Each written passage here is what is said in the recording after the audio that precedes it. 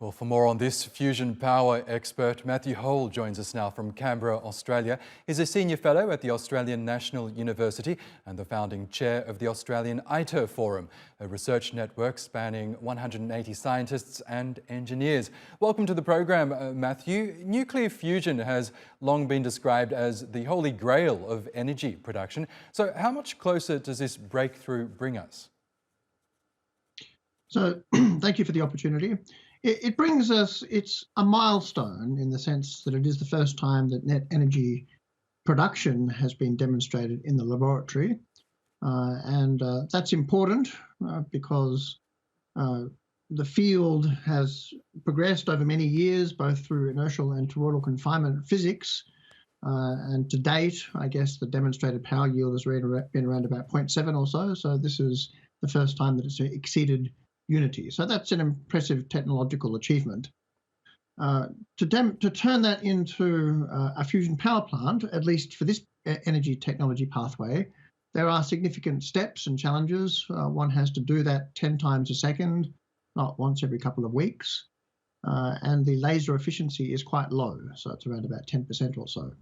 So there is significant technological development to turn that into a power plant.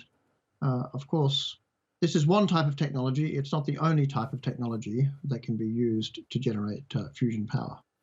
Yes, we know that currently nuclear power is seen as a clean source of energy, but we also know there are inherent dangers to it. I can think of the incidents in Chernobyl and Fukushima as demonstrating the dangers of nuclear power. So how is nuclear fusion different from present-day nuclear power? Will nuclear fusion have similar dangers?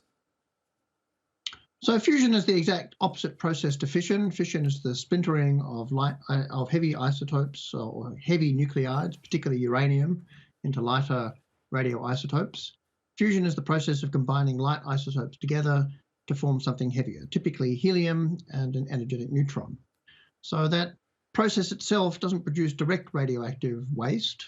The neutron is energetic, and that neutron from the DT reaction can activate part of the vessel wall and can generate low-level radioactivity. But that radioactivity is orders of magnitude less in volume than that from a fission power plant, and its lifespan is of the order of 100 years. So within 100 years, you could reprocess that to a greenfield site.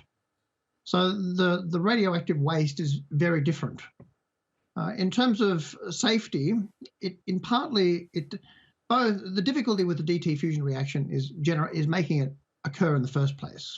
So that's why it's taken till now to even initiate a fusion reaction in the laboratory. So it doesn't want to ignite because it requires very high energy to initiate. So for that reason, mostly it's very safe. It would be fair to say that it partly depends upon the technology path. So if you use toroidal magnetic confinement, which is confining plasma into a magnetic bottle, that is extremely safe because there is no way that can be turned into a weapon or weaponized, such as the jet facility that you're showing and the ITER project. The inertial confinement pathway is also has the same radioactive waste issues as toroidal magnetic confinement. However, its history is coming from being able to continue weapon testing under a weapon comprehensive test ban treaty. So the background of the inertial confinement sector is different. So it partly depends upon the energy technology type. That said, either form, of whether it's inertial or toroidal magnetic confinement, can potentially provide millions of years of carbon-free sustainable energy. The challenge is turning it into a power plant. Okay, so a lot of potential there. Professor Matthew Hole, we'll have to leave it there, but thank you so much for explaining all of that to us. Appreciate it. My pleasure.